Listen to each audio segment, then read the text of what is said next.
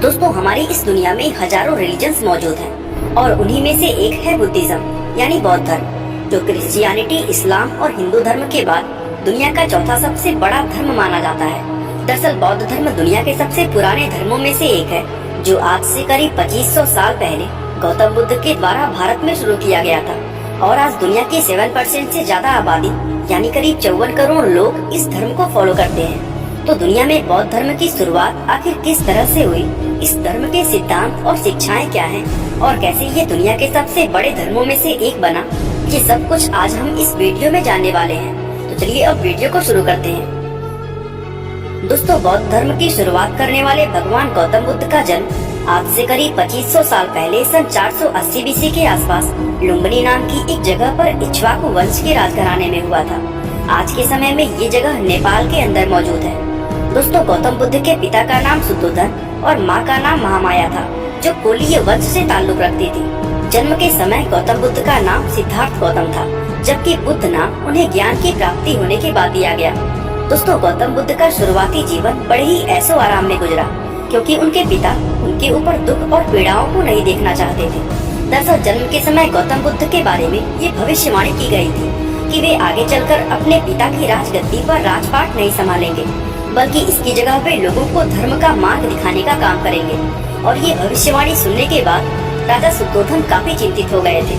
इसलिए उन्होंने ये फैसला लिया कि वे सिद्धार्थ को एक ऐसा जीवन देंगे जो पूरी तरह खुशियों से भरा होगा और जहाँ संसार के दुख व पीड़ाएं उन्हें छू भी नहीं पाएंगी। यही वजह थी कि गौतम बुद्ध ने अपना शुरुआती जीवन आलीशान महलों में रहकर बिताया, जहाँ उनकी हर एक इच्छा पूरी की जाती थी। यहाँ तक कि राजा शुद्धोधन ने सिद्धार्थ की सेवा में लगे बूढ़े, बीमार व बदसूरत दिखने वाले नौकरों को महल से निकाल दिया था और उनकी जगह जवान व सुंदर नौकर ही गौतम बुद्ध की सेवा में लगाए जाते थे।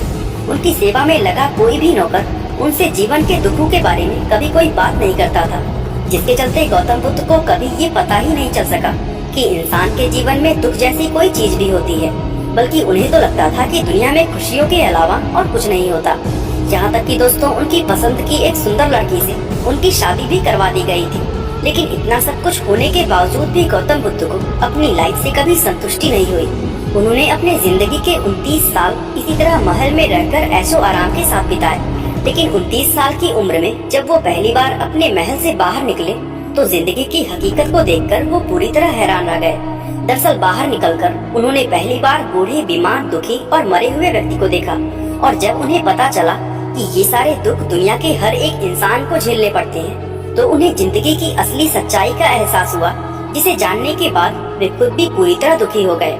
इसी तरह एक बार जब वे अपने महल से बाहर घूमने के लिए निकले, तो उन्होंने एक सन्यासी व्यक्ति को देखा, जो उन्हें दुनिया के बाकी लोगों से कहीं ज्यादा खुश और समझदार लगा। उसको देखते ही गौतम बुद्ध ने ये तय कर लिया कि वे भी अपना राजपाट और लग्जरियस लाइफ को त्याग कर अपना बाकी का जीवन उस मॉन्क की तरह ही बिताएंगे, ताकि वे इंसान के जीवन से जुड़ी कठिनाइयों और दुखों का जवाब खोज सके। इसके बाद उन्होंने अपनी जिंदगी के 6 साल इसी खोज में एक सन्यासी रहकर बिताए। वे जंगलों में पेड़ पौधों की पत्तियां व फल खाकर गुजारा करते और अपना सारा समय ध्यान करते हुए बिता देते। दोस्तों, अक्सर वो मेडिटेशन करते हुए इस गहराई तक चले जाते कि उन्हें कई कई दिन तक खाने पीने का भी होश नहीं रहता था और इस कठोर तपस्या की वजह से ही उनका शरीर किसी कंकाल के जैसा नजर आने लगा था। दोस्तों, एक दिन वो पीपल के पेड़ के नीचे बैठकर इसी तरह ध्यान कर रहे थे कि तभी उन्हें सच्चे ज्ञान का एहसास हुआ। उन्हें समझ आ गया कि इंसान अगर अपनी इच्छाओं को खत्म कर दे, तो उसे सभी तरह के कष्टों व दुखों से छुटकारा मिल जाएगा। साथ ही उन्हें एहसास हुआ कि दुनिया में सब कुछ समय के साथ लगातार बदलता रहता है और इंसानों के पास उन चेंजेस को स्वीकार करने के अलावा और कोई भी रास्ता नहीं होता। ये विचार आते ही उनके मन से मौत का डर पूरी तरह समाप्त हो गया। दूसरे शब्दों में कहे तो उन्हें ज्ञान की प्राप्ति हो गई थी। और दोस्तों, वो जिस अवस्था में थे उसे बौद्ध धर्म का अंतिम लक्ष्य यानी निर्वाण माना जाता है, जहाँ इंसान के अंदर से दुख, पीड़ा और डर खत्म हो जाते हैं। वैसे आपकी जानकारी के लिए बता दें कि जिस पीपल के पेड़ के नीचे उन्हें ज्ञान प्राप्त हुआ था, बाद में उस पेड़ को बोध वृक्ष और उस जगह को बोध गया का नाम दिया गया। साथ ही ज्ञान प्राप्त होने के बाद वे सिद्धार्थ गौतम की जगह गौतम बुद्ध कहलाए जाने लगे। अब चूँकि गौतम बुद्ध चाहते थे कि दुनिया के दूसरे लोग भी उनकी तरह निर्वाण प्राप्त करके अपने दुखों से मुक्ति पा लें, इसलिए उन्होंने 4 ऐसे नियम बनाए जिन्हें फॉलो करके दुनिया का कोई भी इंसान निर्वाण प्राप्त कर सकता है।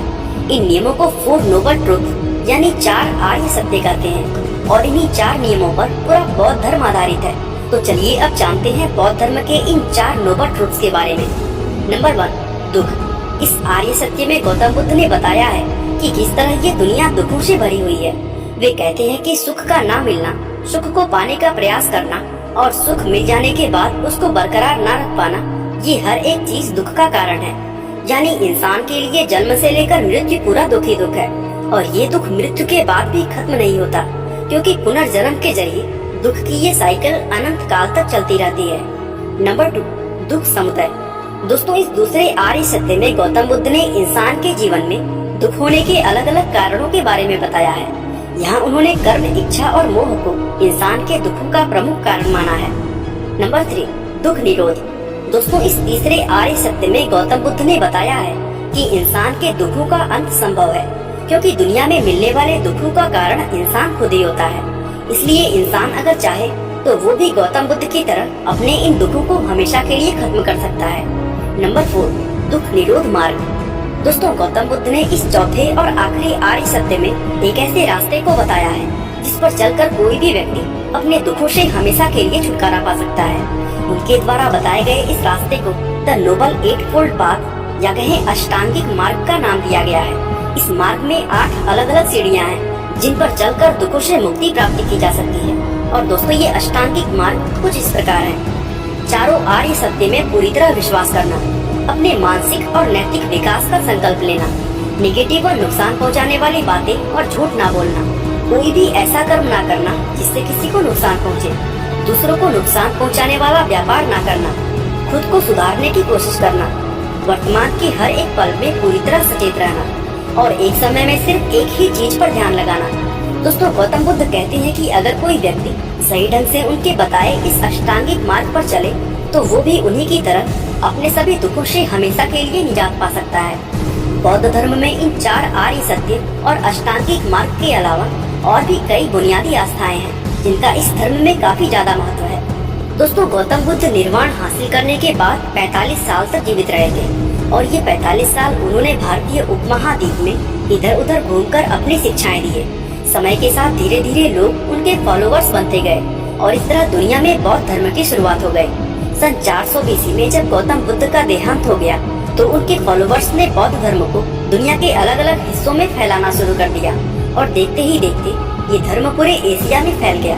खास तौर से ईस्ट और साउथ ईस्ट एशिया के अंदर बौद्ध धर्म ने अपनी सबसे मजबूत पकड़ बनाई है।